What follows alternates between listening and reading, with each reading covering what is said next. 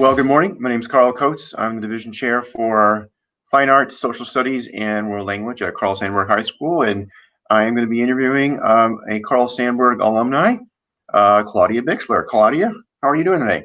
Good, I'm great. Thank you for having me. Oh, thank you for your time. Can you talk to me a little bit about the art courses you took at Carl Sandburg and how you ended up getting interested in them? Sure. I took quite a few art courses at Sandburg. I took black and white photo. I think there were two of those, if I remember correctly. And I took color photo. I was really interested in photography as like a main hobby of mine. And I also took illustration. And I ended up also taking AP art just sort of by happenstance. I was just taking some art classes because I love photography as a hobby, but I never really thought of it as like a career choice for myself. All of my family members have gone into the sciences, so I sort of thought that I would go into chemistry. I couldn't have gone any farther from that, but my friend saw my photography and she ended up showing it to Mr. Engelhart, who I think just knew before I did that I was going to end up going into the arts, and he really guided me into becoming a product photographer, which is what I do today. Very interesting. That's great. I mean, sometimes things just happen, right? Yeah, I was not expecting it to happen, but it's like I couldn't avoid it. So, how has your current career choice, how is that sort of related to your experience at higher ed? You said that you went to Columbia. I Uh, did. yeah. Can you talk about the connections there? Sure. I went to Columbia College Chicago for cinematography. Well, it was cinema art and science is what it's called. So it's a film degree. I studied cinematography because I thought it would be a great application of my love for photography. And it was, and I learned so much, and I really think that I bettered my photography by learning about cinematography, and now I can do videography for my work, and I really expanded my skill set. But at the same time, I didn't feel like the film world was really a right fit for me because it's very freelance and I wanted something more steady. So even after college, I ended up back to where I sort of started at high school with just photography again.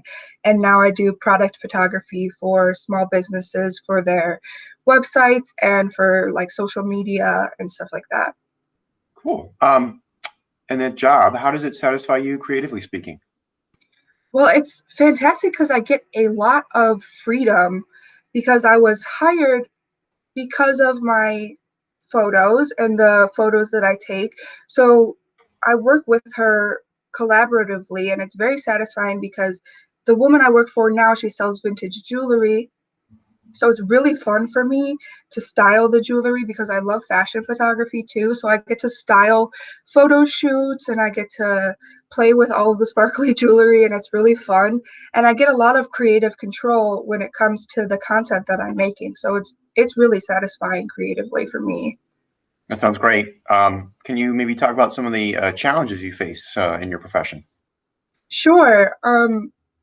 While it is very fun to create my own content for other people, that it can be challenging because your specific photography style or your art style may not necessarily be the same as the person who you're creating for. Like for me personally, I love dark and moody photography. It's sort of like just what I love to take pictures of. And the woman that I work for now, she's very much like bright. Everything's very white. She wants it to be very crisp and clean and bright, essentially, like opposite of what my instincts tell me to do. But it can be challenging because you're creating photos for her and for her brand, not for your own personal brand.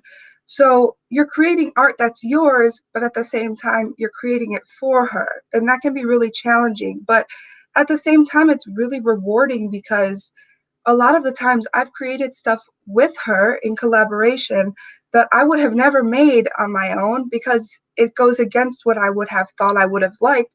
But I ended up making photos that I really love. And it just comes out of like a collaborative process.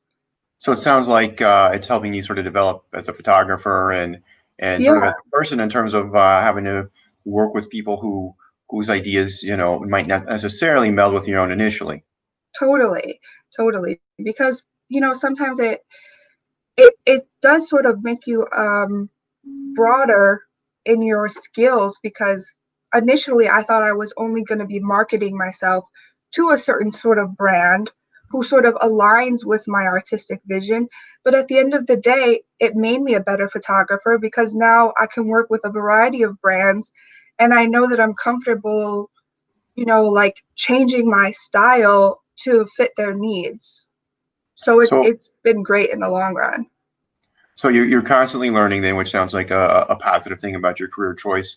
Um, Definitely. Based on some stuff that you've learned, what advice would you give your younger self?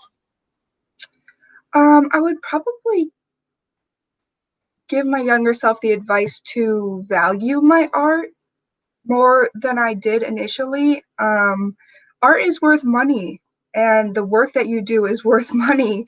And it's very easy for people to just say, like, oh, it's a hobby for you to be taking pictures, and they want you to take pictures for them. And I got caught into that sort of trap of like, it is fun for me.